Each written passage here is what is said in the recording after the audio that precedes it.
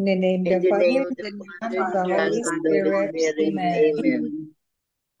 Come, Holy Spirit, fill the hearts of your faithful and enkindle in them the fire of your divine love. Send forth your Spirit, and they shall be created, and you shall renew the face of the earth. O God, who by the light of the Holy Spirit did instruct the hearts of the faithful, grant us by the same Holy Spirit to release what is right and just, and always to rejoice in His consolation through Christ our Lord. Amen. Amen. Amen. The proclamation of the Holy Gospel according to Luke. Glory Glory to to you, you, O Glory to Lord. O you, O Lord. Lord. Jesus said to his disciples, I tell you, make friends for yourselves with dishonest wealth, so that when it fails, you will be welcomed into eternal dwellings. The person who is trustworthy in very small matters is also trustworthy in great ones. And the person who is dishonest in very small matters is also dishonest in great ones. If therefore you are not just trustworthy with dishonest wealth, who will trust you with true wealth? If you are not trustworthy with what belongs to another, who will give you what is yours? No servant can serve two masters. He will either hate one and love the other, or be devoted to one and despise the other. You cannot serve God and mammon. The Pharisees who loved money heard all these things and sneered at him.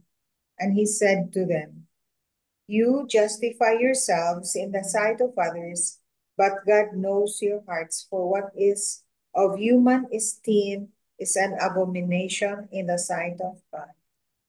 The Gospel of the Lord. Praise Praise to to Praise to you, you, Lord Lord Lord Jesus Jesus Christ. Jesus Christ. Christ. Be the grace.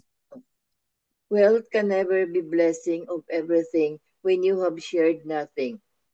With sheer determination and honesty to toil, God provides us enough for what is necessary for a decent living. Each to his own capacity to earn, each is to his own capacity to spend. You become the master of your own possession and always in control of what is to be in your disposal. This is where kindness and generosity comes out since they come from your innermost desire to share from your heart. Any fascination to accumulate more than what is needed may result to what is greed. You become prisoner of the produce from what you have toiled and enslave its avarice to compound for more. This is where selfishness takes its root. God has blessed you with worldly riches to let you become his instrument of letting others feel his presence through the love of sharing you may afford to extend. You become the manifestation of his greatness, not because of how you look, but by the kindness you extol. Your wealth should only be a subservient to your call to love. Wealth is about to have nothing. Wealth is not about having a lot, but opportunities to be generous. Amen. Amen. Amen. Amen. That's really true. That's what Father emphasized in his homily that wealth in this world is not actually evil if you only take care of it because that's given to you by the Lord to be shared with others to make you achieve eternal life with Him. But if you use it for other reasons like being greedy, not sharing, it takes you away from attaining eternal life, then that's the time that it's not good. It becomes evil in its own. But it's given by the Lord to make us achieve eternal life with Him. In riches, if you only use it the right way. Yes, the more nga you share, the more your The wealth more you will becomes be blessed. bigger. Yeah. Yes. Doubled, quadrupled, a million times multiplied. Yes. So share something. Yeah, you have to share Because if you will also look at the periphery, there are so many pitiful people who will really benefit from what you share with them. And you will Yes. feel good and you will be rewarded by the Lord. And Although when you feel heavy and happy. yeah, You like, once yeah, nakabigat ka, parang magandang pakiramdam mo.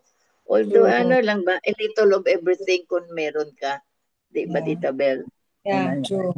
You really don't have to share uh that much. Oo. Yung kaya sa ano mo, sa kakayahan mo, Oo. yung kaya, oo. Tapos you will really feel good. Maganda It's really talaga true, pakiramdam pag Tita nakatulong Grace. ka. No, malighten ang yung heart, yung Mm-mm. pakiramdam mo. And you feel really good that you have done something good for others. You have Oo. shared. Pero Amen. sometimes, meron dito sa amin, able siya, Tita Bel. Mm. Every time I go out, makikita ko yan siya. Nakaupo yan sa isang tabi malapit sa Mercury. Nakaupo yan sa isang, basta may naupuan yan siya. Able siya. Nagaano ng limos. Hindi ko talaga binibigyan.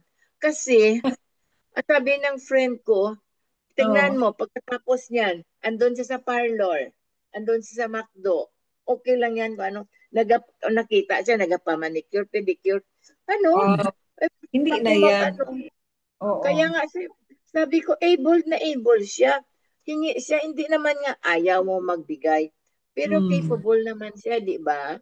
Yeah. Kaya, every time makita ko na parang gusto ko sabihin, gaano ka ba para sa pagpamanicure mo, whatever. Kasi sabi ng friend ko, tingnan mo sa parlor pag mga sometimes makita mo yan. Sabi ko, ganun. Kaya gusto mo rin magtulong. Yeah. Pero pag ganyan, Pero hindi naman sa iba na. tamang Oo. Mm. para kang nagbigay sa kanya para maka ano siya ng Magpaano, yung picture. mga kamay Oh, niya, oo, oh. magpamanicure ba yan o mag-ano. Ang isa Pero din kung yung ano, sana to survive like food, oo then nga, pero sana. able eh. Bakit Yeah. sabi ko, hindi marunong magtrabaho? May isa pa yung matanda. Parang nainsulto din talaga ako. Pagbigay ko, binili ng sigarilyo. My God, binalikan ko talaga, Tita Bel. Sabi ko, sabi ko sa kanyang binigay ko, supposed to be ibili mo ng tinapay o whatever para Hmm. mabusog ka. Hindi ang sigarilyo na makapatay sa iyo. Sabi ko sa kanya, hindi ko Tama na rin talaga. hindi It's ko not na rin good for his binigyan. health. Oo. Kasi, ano talaga, Diyos ko, ano ba yan? Lord, sorry lang, Lord, sabi ko. Sigarilyo, pag talikod mo, binigyan mo, sigarilyo palang ibili. Kaya yun, Yeah, yun hindi, siguro ang need for discernment, Tita Grace. Kasi the Lord kaya said na, na you have to discern. You have mm to see clearly in order to make the right choices so that the oo, action that you follow with your right choice will mm, be also right. oo, eksakto. Yan, Ay, naku. discernment yan. Ignatian principle. Is Saint Ignatius. Thank you, Tita Grace. Tita Helen. Yes po. God knows your hearts. Proceeding from the parable of the dishonest steward, Jesus teaches his disciples the value of being trustworthy. In one way or another, we are entrusted with things big and small, be it property, some cash, or power. Some of us are entrusted with administration. We are expected to make good of the trust given to us. Why? Anything entrusted to us is not ours, nor it is for our personal benefit, but for the common good. We must be reminded that we own nothing at all. All things belong to God, including our houses, families, and friends. Saint Francis of Assisi has long realize this. True wealth is something of real value and gives us joy. Dishonest or unjust wealth has little value or none at all. It makes our lives stressful and miserable.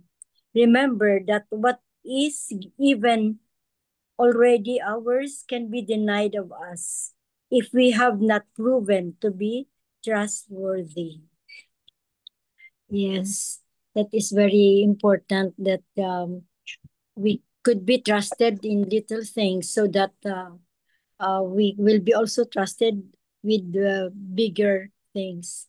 Like, for example, in school, I always say before that we will be teaching, we'll do our best, even though our school heads or our superiors are not around, because uh, we want that we could receive our salary if we have also to give our best, because the salary of ours will be used in our family for feeding our children or paying tuition for our children. Now if we want to harvest good uhay ng palay, we will also plant good seedlings. Kaya even though nobody is around, just do your best. I know, but I know sometimes you are not feeling well, but um, if you could rest a little, if you're not feeling well, you could sit and give sit work, as I told them. But if we are okay, we are in good disposition, or we are in our best, teach also to the best that you can. Kasi it's not nice that we are only for our salary. We have also to give our best to the children that are being entrusted to us by their parents. Amen. Amen. Amen. To Tita Helen. As if we work as if God is our boss, no? Yeah. Even if nobody Yes. is watching us. But we have to work really sincerely, truthfully, honestly, so that the Lord will look at our good works and will be happy and will reward Burden. for our good works. Because the Lord cannot be deceived. We can deceive other people, the human part of our action, but we cannot deceive the Lord because the Lord knows what's in our heart, what's in our mind. What we are Before doing. we even utter words, the Lord already knows what's in our heart, what's in our heart. So we have to be uh, trustworthy, just like when we receive graces from God. We take care of the blessings that the Lord has given us. That's trustworthiness. And then we share it with the others. Yes. Help others make use of the blessings of God to to further our quest for eternal life, to be with Him. Because in the end, that's really our aim, no? Eternal life with Him. Right. Yes. Our citizenship is in heaven. Pasalasin. Our aim in this world is really eternal life. Those material goods that are given by the Lord are just necessary things for us to survive, but then we shouldn't be so attached to them. So we should have the detachment also. For the past few days, that's the gospel of the day, no? Then Yes. today's gospel is actually a continuation of the dishonest steward.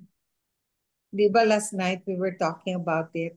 And then Yes. Yes. Already that one. I was really confused ba? How the dishonest steward was praised by the master.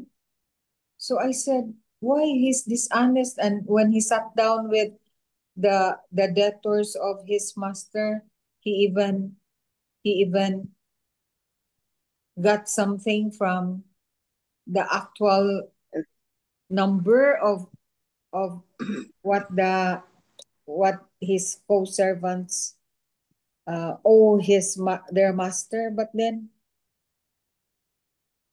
I was also thinking that in a way he did that so that he will be loved by his co-servants, so that he will be taken in by them.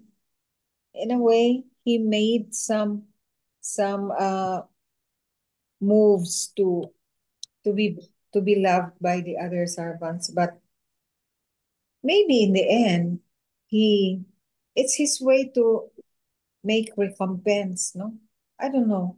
It was really a very difficult gospel yesterday, no? Yes. So difficult, so difficult. But then sometimes the gospel is so challenging. Confusing. Sometimes Confusing. no? Confusing siya, no?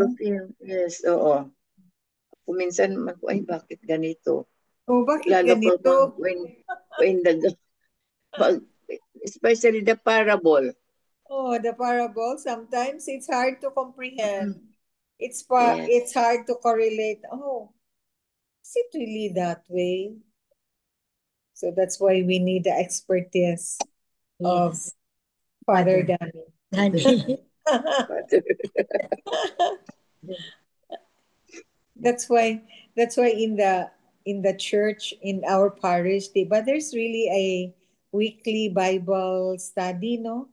Because the priest can really explain the difficulties we have if we just interpret on our own.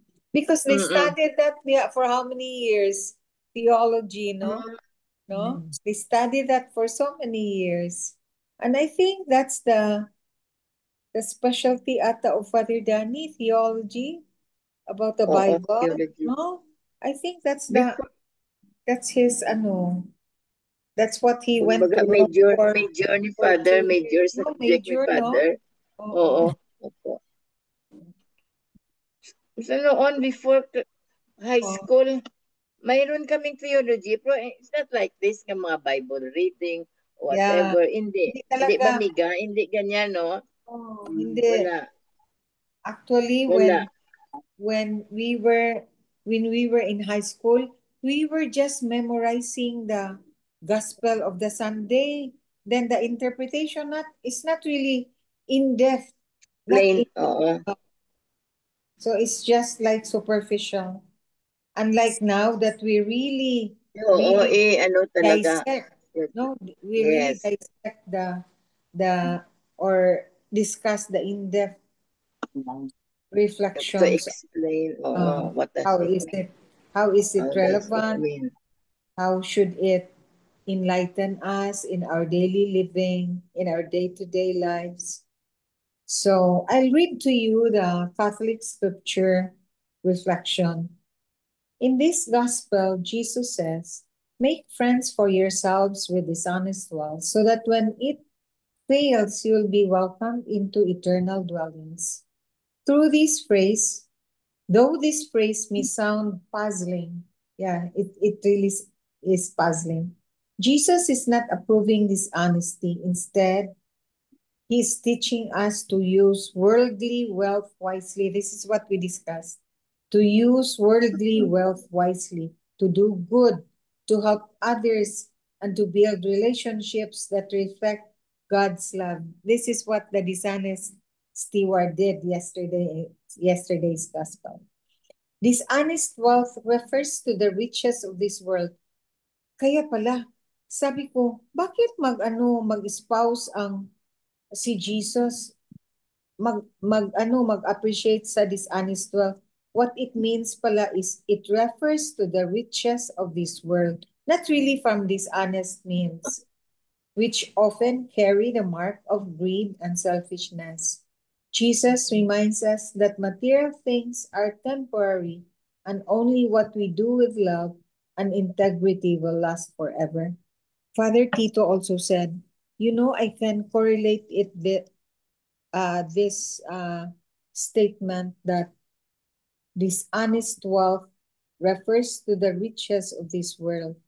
Then he said, I remembered what happened in the flood control projects wherein that that dishonest family even even parang nag ano sila, proud sila na they did this, and then they flaunt their wealth, their riches, what they did with the money that they got from the projects.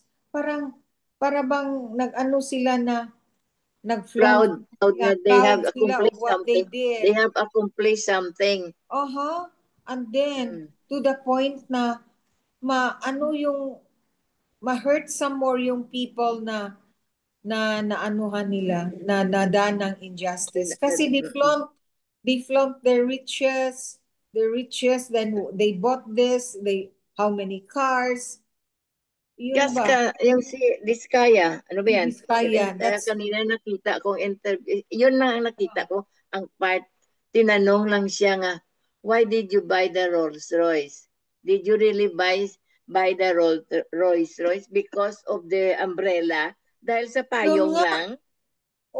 Yes hindi daw, ako nagsagot sa yes. Nakapanood talaga noon, Tita Grace, but through the stories ba, I gathered na yun pala ang nangyari. Sabi ko, ang kapal moks naman nila, no? Kaya nga, sabi ko, ano kaya klase payong yon? Just to have gold. umbrella, binili ang Rolls Royce. Ano ba yung payong na yun? Gold? Kaya nga, ano kaya klaseng payong na yun? Yeah, that's what Father Tito said. So, the Lord also warns, you cannot serve both God and Mammon. Mammon represents the power of greed, the love of money that blinds the heart and pulls us away from God.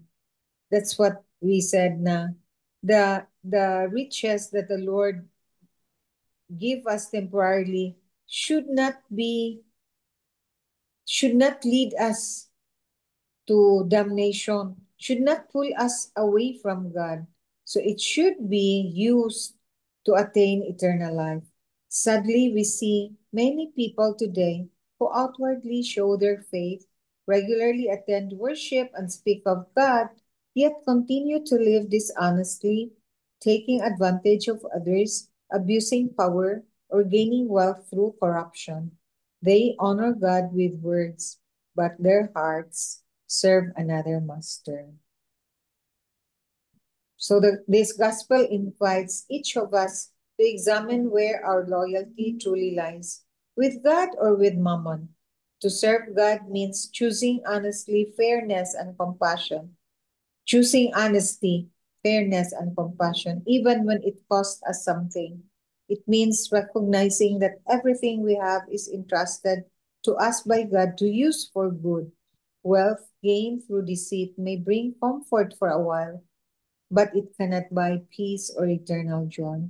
True riches are found in generosity, humility, and faithfulness. So ano na kaya ngayon ang mga diskaya? Yes, saan na sila? Nagtago. Nagtago na. So wala silang peace. For a while they enjoyed all the billions that they got. Yes. Imagine billions, hindi millions lang.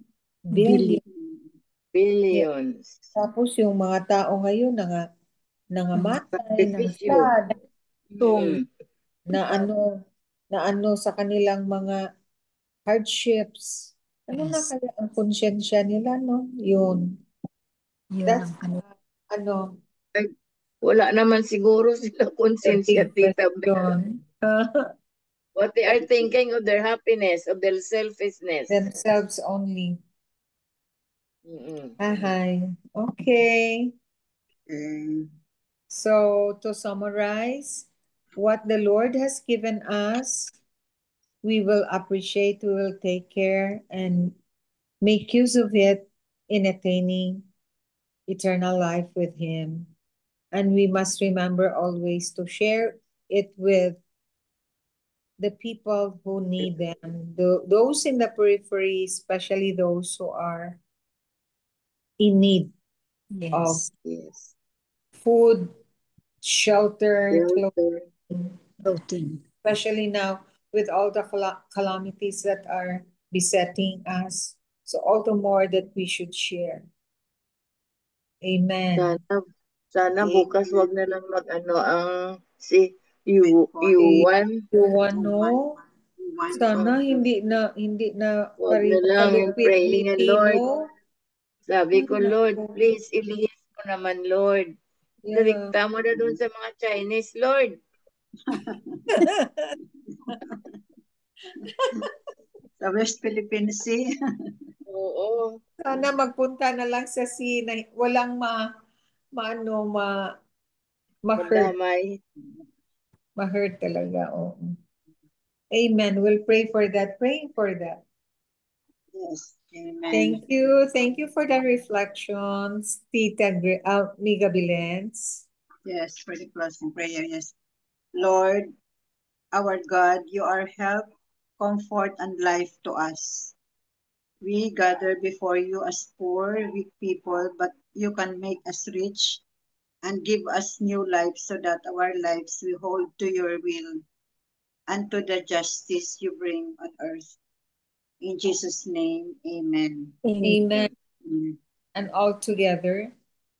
Glory be to the Father, to the Son, to the to Son, the to the Holy Holy Spirit, Spirit, as it as it was was in in the the beginning, beginning, now, now and ever shall be world without end. world Amen. without end. Amen. Amen. In the name of the In the Father, name of the Father, Son, the and Son, and the Holy Spirit. Amen. Amen. Good Thank you night, po. Tita Bel, Tita Good Helen. evening, Tita Grace, Bye-bye. and Miga Bel. Bye. Good night. Good night. Bye. Bye-bye.